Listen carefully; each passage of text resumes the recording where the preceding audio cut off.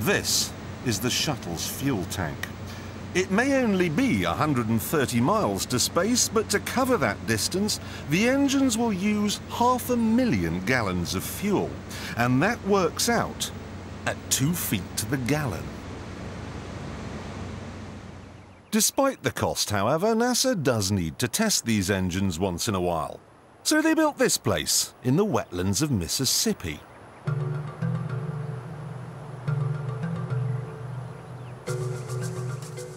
The first thing they installed was a huge loudspeaker, through which they played white noise to simulate the sound of a rocket.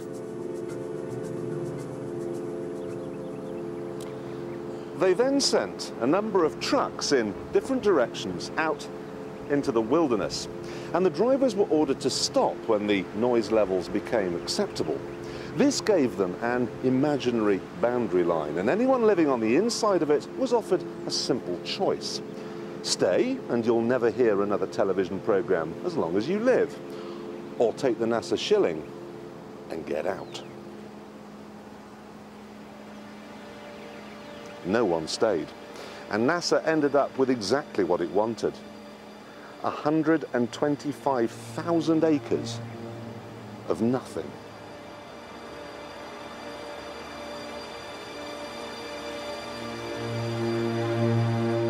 They even had to move 5 cemeteries, because the noise they were planning on making would wake the dead.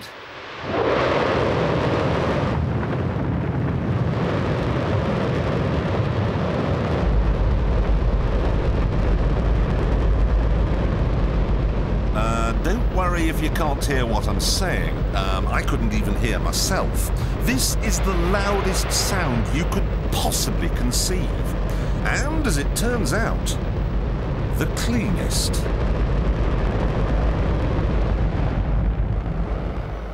Now, the most amazing thing is that that cloud up there, which was generated by the engine, is just a mixture of hydrogen and oxygen. It's water vapor.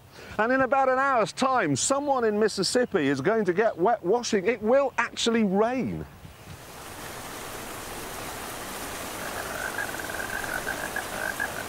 I told you, it's raining.